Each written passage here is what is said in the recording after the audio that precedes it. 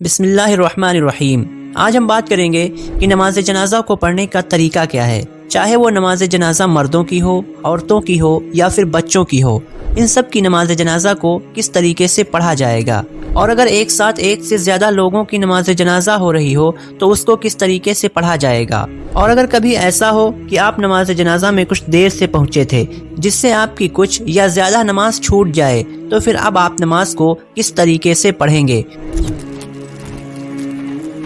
نماز جنازہ پڑھنے کا مقصد میت کے حق میں دعا کرنا ہوتا ہے، تو نماز جنازہ پڑھنے کے لیے سب لوگ دل میں یا دل کے ساتھ زبان سے بھی یہ نیت کریں گے کہ میں اللہ کی رضا اور میت کے حق میں دعا کرنے کے لیے نماز جنازہ پڑھ رہا ہوں۔ اس کے بعد اللہ اکبر کہہ کر کے دونوں ہاتھ کانوں تک اٹھائیں گے، اور ہاتھوں کو کانوں تک اٹھانے کے بعد ان کو باندھ لیں گے، اور پھر ہاتھوں کو باندھنے کے بعد ثنا پڑھیں گے۔ ثنا اس طریقے سے ہے: سبحانک اللہم و بحمدک و تبارک اسمک و تعالی جدک ولا الہ غیرک۔ اور پھر ثنا پڑھنے کے بعد دوسری تکبیر کہیں گے، اور دوسری تکبیر کے بعد درود شریف پڑھیں گے۔ درود شریف اس طریقے سے ہے: اللہم صلی علی محمد وعلی آل محمد كما صليت على إبراهيم وعلى آل إبراهيم إنك حميد مجيد اللهم بارك على محمد وعلى آل محمد كما باركت على إبراهيم وعلى آل إبراهيم إنك حميد مجيد۔ اور پھر درود شریف پڑھنے کے بعد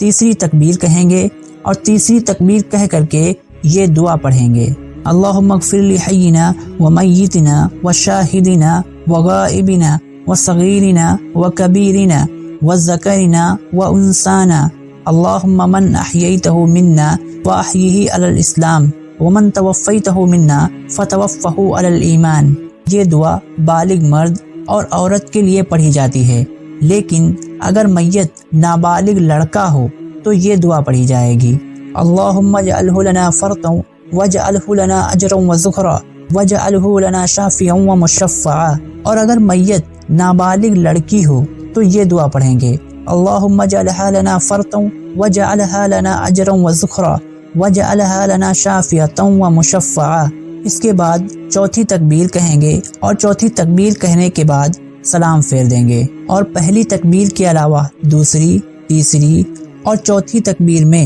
ہاتھ نہیں اٹھائیں گے، بلکہ بنا ہاتھوں کو اٹھائے ہی تکبیر کہیں گے، یعنی کہ ہاتھوں کو صرف پہلی تکبیر میں اٹھائیں گے، اور باقی کی تینوں تکبیر کے دوران ہاتھوں کو اسی طریقے سے باندھے رہیں گے۔ نماز جنازہ کے بارے میں کچھ اور چیزیں بھی جاننی بہت زیادہ ضروری ہوتی ہیں، جو اکثر ہمارے ساتھ پیش آتی رہتی ہیں۔ ان میں سے پہلی چیز یہ ہے کہ بہت بار ایسا ہوتا ہے کہ جب دو لوگوں کی نماز جنازہ ایک ساتھ پڑھی جاتی ہے، اور ان میں سے ایک بالغ ہوتا ہے اور ایک نابالغ ہوتا ہے، حالانکہ ان دونوں کے لیے ایک ہی نماز پڑھی جاتی ہے، تو پھر آپ کو کون سی دعا پڑھنی ہے؟ آپ بالغ کی دعا پڑھیں گے یا نابالغ کی دعا پڑھیں گے؟ تو اگر بالغ اور نابالغ دونوں کی نماز جنازہ ایک ساتھ پڑھی جائے تو ایسی صورت میں بالغوں کی دعا پڑھنے کے بعد نابالغوں کی دعا بھی پڑھی جائے گی۔ اسی طریقے سے اگر ایک ہی ٹائم پر کئی جنازے اکٹھا ہو جائیں تو بہتر یہ ہے کہ ہر ایک کی نماز جنازہ الگ الگ پڑھی جائے، لیکن اگر سب کی نماز ایک ہی ساتھ پڑھ دی جائے تب بھی جائز ہے، سب کے لیے ایک ہی نماز کافی ہو جائے گی۔ لیکن اگر نماز پڑھنے والوں میں سے کوئی ایسا ہو جس کو دعا یاد نہ ہو تو وہ کیا کرے گا؟ تو اگر کوئی ایسا ہے جس کو نماز جنازہ کی دعا یاد نہیں ہے تو وہ صرف اللہم اغفر لنا ولوالدینا ولہ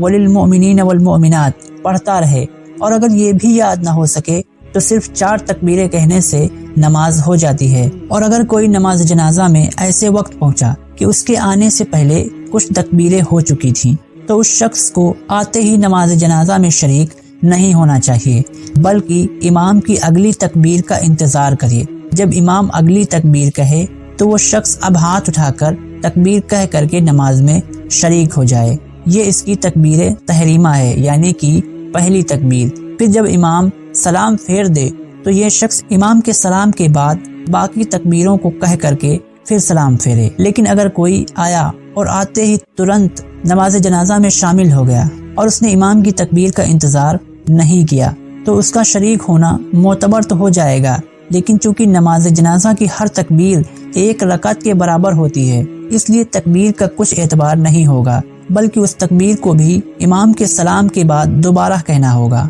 لیکن اگر کوئی شخص نماز جنازہ میں ایسے وقت پہنچا کہ امام چاروں تکبیریں کہہ چکا تھا، اب اگر یہ نماز میں شریک ہونا چاہتا ہے تو فوراً امام کے سلام پھیرنے سے پہلے تکبیر کہہ کر کے نماز میں شامل ہو جائے، پھر امام کے سلام کے بعد 3 تکبیریں کہہ کر کے سلام پھیر دے۔ تو اگر کوئی شخص ایسا ہے جس کی نماز جنازہ کے دوران 1 یا 2 یا کچھ تکبیریں چھوٹ گئی ہوں اور پھر اس کے بعد وہ نماز جنازہ کے اندر شامل ہوا ہو، تو اگر اس کو اس بات کا اطمینان ہو کہ وہ جنازہ اٹھنے سے پہلے تکبیرات کے اندر دعا کے ساتھ ان کو مکمل کر لے گا، تو اس کو ان تکبیروں کے درمیان میں دعا پڑھنی چاہیے۔ لیکن اگر جنازے کو فوراً اٹھائے جانے کا ڈر ہو تو ایسی صورت میں صرف چھوٹی ہوئی تکبیریں بغیر دعا کے کہہ کر کے سلام پھیر لے، اور جوتے دونوں پاک ہوں تو جوتے پہن کر نماز جنازہ پڑھنا درست ہے، اور اگر جوتے نکال کر جوتے پر کھڑا ہو کر نماز پڑھے تو اس صورت میں جوتے کا جو حصہ پیر سے لگا ہوا ہے